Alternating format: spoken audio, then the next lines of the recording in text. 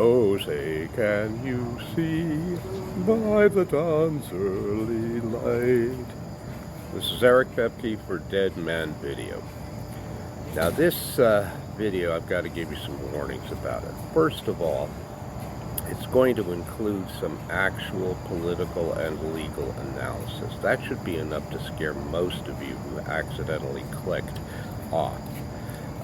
Go watch a funny burb or doggo video if that makes you happy. And I'm not pulling elitist here. I love the one where the bird sings the Addams Family and blows up good at the end. So I'm certainly not above it. But this requires, you gotta have a brain. And you gotta have a brain that's a monster. Do. So, be fair warned. I will forewarn. Forewarned is forearmed, and that's half an octopus already. Now, the other thing is I'm going to say some unpleasant things about people who call themselves progressives. There are many people, there are two people, and I'm one of them, who are very attracted to progressive ideas, but reject the kind of mindless, fascist, bigoted, bong-hitting culture that has become associated with progressives. And I'm talking about people who call themselves progressives, because I've really been disappointed by a lot of the pseudo-progressive videos, and I still have some hope for Beau of the Fifth Column, and I still have some hope for Cenk of the Young Turks, but his crew. I mean, Anna has maybe 3/4 of a brain and is useful for historianicity, but the rest of the crew just plain sucks. So now, if you're offended, please write a comment, because I love to have stupid people demonstrate their stupidity. It saves me a lot of time trying to show that stupid people are stupid, and I'd rather get on to other things. If you're actually worth talking to, you won't be offended. When Frank Zappa sang, "You can't even speak your own fucking language," I did not take it personally. As they say in the law biz, the exception proves the rule in things not accepted. Of course, most of the people, the smug little skeptics who like to criticize that or explain it, leave out the second part because it's kind of inconvenient. So, I changed my mind a lot. And what's happened is I've changed my mind about Gavin Newsom. I think he has a brain. And I'll go through that. And it's a fairly long and rambling story, but it has some good stuff in it if you know how to use your brain. So, heard of Gavin Newsom only because somebody recommended him to me. And I believe, I'm not going to go back and read my own ramblings to find out. I believe this was in the context of a discussion about insulin. Now, for some strange reason, people who call themselves progressives, I'm just going to say progressives, because if you label yourself, there's something wrong with you anyway. You're a beta, and probably contemptible, and sometimes useful. But for some reason, they fixated on the price of insulin. Now, I, here in the homeless shelter, and for quite some time, use insulin because it's so cheap. It's much cheaper than any of the alternatives. And there are alternatives, but they're expensive. And I have never seen a progressive talk about the problems with their price.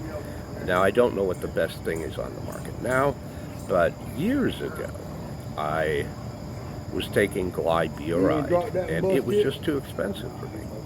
The reason I switched to insulin was because it was cheap, but I don't know how expensive it is now. I haven't looked into it because, I don't get to go to a doctor very often. And but insulin can control any level of diabetes. You got to have a brain to use it. So that leaves a lot of progressives out. So maybe that's why they're all head up about how horrible insulin prices are. So of course, everybody just snotted on me. And I wrote this thing in a. This was the idiot Robert Reich, and he was all upset about it, and he quadrupled the price. He said this is the average. I don't know anything about how he made the average, if it's honest at all. It might be honest from a certain little flat.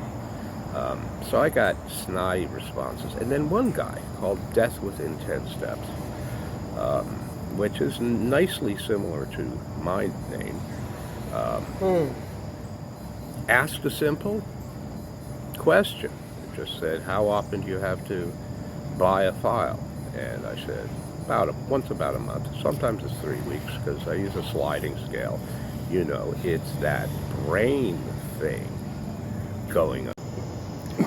So I wrote a response. I wrote a very long response explaining the actual realities of being poor and homeless, which I'm pretty sure progressives don't care about at all because they're playing a political game.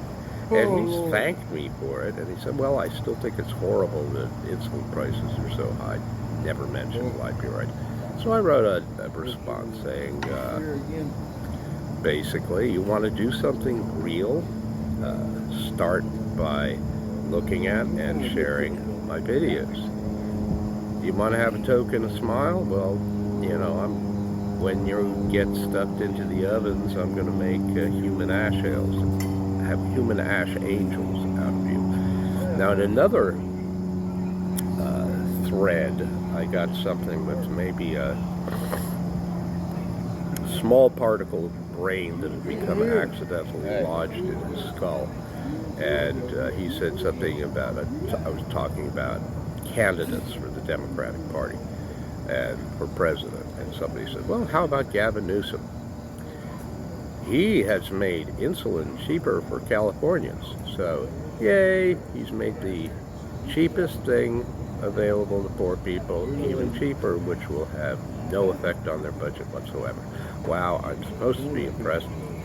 And I just sort of dismissed him. Not just the person who was talking to me, but also Gavin Newsom. Well, it turns out I think Gavin Newsom may have a brain, and it might be a pretty good one. And now we got to get into the legal analysis. Another person I changed my mind about was Neil Gorsuch. And when he was being nominated, I went to the political prison computer, and I looked up and read about 40 of his opinions and decisions when he was a circuit judge. And I know that's incomprehensible because reading that much would just like require a brain. But I did it anyway. And I thought he was pretty good. Now, the most controversial decision was the one about the trucker who took the truck and left when it was cold and blah, blah, blah. All the progressives were just like outraged at that. But I actually read his opinion, and which was actually not, it was a dissent. So it had no effect. But he had a really, really, really good point. So I thought, well, maybe this guy actually has some principles. They may be principles I disagree with. But when somebody is focused on principles, you can have a conversation and you can have actual thought. But as R.F. Laird said in the Boober Bible, thought is the enemy of happiness. But still, somebody who's on the Supreme Court ought to be able to think every once in a while. And I thought the indication was pretty good. Then on the Davis decision, he came out completely against Brett Kavanaugh. And he was focusing on principles, and he started off saying something like, an unconstitutionally vague law is no law at all. And that is important to me because I was wrongfully convicted on an unconstitutionally vague and overbroad law. Now, of course, I had a huge amount of proof that I was actually innocent of everything. My problem is getting back into court because the only thing that, well, let's say dismissing cases is to judges what donuts are to cops. They just love not ever doing justice. Now, on the other hand, Brett Kavanaugh is about blah, blah, blah, the dangers of gun violence and blah, blah, blah, and whatever, and we've got to do something about it. Of course, he didn't mean guns. He meant black people, but that's entirely obvious. So, I was impressed with him. He also came out and said something in the Criminal Law Reporter, which we used to get in prison, but they stopped because, of course, giving us information we might use to get free would be terrible. And but before that, he said something like maybe the what was it? The most natural meaning of the word guilt is you're admitting to what's in the indictment and nothing more. Now, ever since the North Carolina v. Alford opinion, guilt hasn't meant guilt. And that's been very, very bad. And I was hoping, maybe if I bring certiorari or certiorari, or you modern folks, to them, he might be interested in overturning that. And Herrera, which was a Sandra Day O'Connor opinion, which said innocent didn't mean innocent. Basically, if you've been convicted, you're not innocent by definition, and she was very clear about that. And she also used the fancy, idiotic Republican idea that if we admit we're wrong and we let totally innocent people out of jail or out of prison, then the American people will lose their faith in the American justice system. And so they deliberately keep innocent people in prison to protect their self-image. And that's a weakness that may be exploitable. And Scrota later on, just recently, did another opinion about habeas corpus, which I won't get into, which supports that. So I had great hopes for Gorsuch. Then when he, after he was in Scrota for a little while, he started to change. And I saw editorials saying Justice Gorsuch should be more like Judge Gorsuch. And I believed that. And he became more and more openly, brazenly political and going to expedience rather than principle, which is the wrong thing for a Scrota justice to do, but they all do it. And so it is important that what their politics are, but much more important than that is to find candidates who are more about principle and less about expedience. So when Whole Women's Health came out, that was a while ago. That was the first salvo in getting rid of Roe versus Wade. Or so the progressives think. That's all they think about because they don't have brains and they don't know how to use it. So I read the opinion, and it was obviously not about abortion at all. I mean, the case was about abortion, but who cares? They use any case to do anything they want. And what they tried to do, or what they did, is Texas passed this law which put in this really strange quasi-civil mechanism where any citizen could sue an abortion provider or something for violating whatever. And this was sneaky and evil. And it's evil for reasons that have absolutely nothing to do with abortion. First of all, it makes it so that you don't have to be an injured party to sue. And that's really bad. The one thing that limits the lawsuits is if you're in there, you have to show that you personally were injured. And that's been true forever.